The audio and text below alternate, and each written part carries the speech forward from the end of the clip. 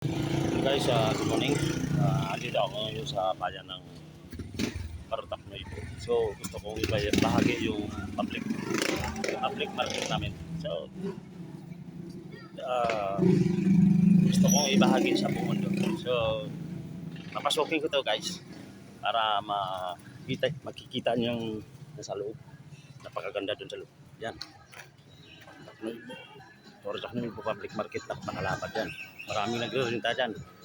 Maraming kung ano-ano yung mga nandyan. Merong ano dyan sa taas. Nagre-renta ng mga clinic, salon. Marami dyan doon. Paikot yan. So, papasokin nyo na guys. Ito na ang pasok namin. Entrance. Tingnan nyo guys kung gaano kaganda. Mall ang dating. Yan. Second floor to guys. So, maraming ano doon sa taas. Nakita ko yan last time before ako nagpakaganda. Merong ano dyan, marang mga tindahan ng mga damit sa second floor. Naka-organize na lahat yan dito.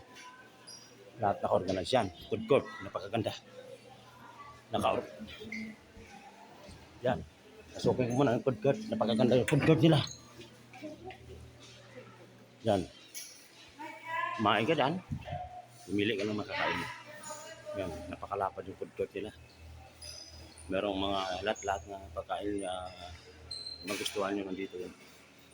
Something halo-halo, meron dyan. Patsoy. Meron dyan. Okay. Lalabas ako at ipakita ko lahat. Yan. Naka-organize yan. Na nakaraya dito is dessert. Yan. Ang pinakaganda dito guys. Parang may park dito sa loob ng market. Napakaganda. Yan. Pakita ko. Yan. Oh my God. Yan guys. Napakaganda. Merong park dyan. Yan. Pwede kayo mag-relax dito kung habang kayo namimili. Pwede kayo mag-relax dito. Napakaganda. Ito ang proyekto ni Congressman Diron. Dito yung tax ng tao. Yan, dito papasokin ko na ano, yung wet market at mga gulayan. Naka-organize to. Yan. Dito. Ito yung mga yan, mga Bombay. Yan, naka-organize yan. Yan. Dito lang yan. Nakaraya yan. Yan. Sita niya. Yan. Yan, naka-organize natin. Ang gulay-gulay. Gulay dito. Tapos, yan. Yung fruit stand, nandito yan, naka-organize yan. Dito. Para yung mamimili, hindi maligaw yan. Fruit stand. Tapos dito, wheat market. So, good morning. Karon na. Yun ang dito, wheat market. Something karne, baboy. Dito tayo sa isdaan. Sa mga nagtitinda ng isda. Naka-organize yan dito. Yan. Nagtitinda ng isda to. Ano mo ito yung mapit? Karon na. Yan. Okay. So, ito yung nagtitinda ng mga isda dito guys.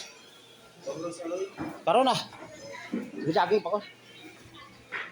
Tapos, merong yun dito yung mga dress ticket. Wala nakahilira yan, gano'n. Naka-organize yan. Tapos, dito, dried fish. Yan. Para kung mamili yung mga tao, alam na nila kung saan sila pupunta, kung anong bibili nila. Ano, Bramde? Hindi. Tapos, merong mga grocery stores dito. Nakahilira yan doon. Naka-organize. So, ang pinakamaganda dito guys, yung maraming remittance. Remittance ng pera. Cebuana, Palawan, Western Union, MLR, RDP Shop. Basta marami. Merong LBC dito sa Partaknoy po. Halos kumpleto. Tapos merong Pure Gold dito. Mall. Oo. Hindi na kailangan pumunta sa city para mamili. Pure Golds. Always panalo ka. Andiyan lang yung Pure Golds yan. So, Basta marami yan dito. Lahat naka-organize yan dito. So guys, proceed muna ako doon sa, ano, sa gusto kong ibahagi yung arena ng Bartaknigo. Napakaganda. So, thank you guys.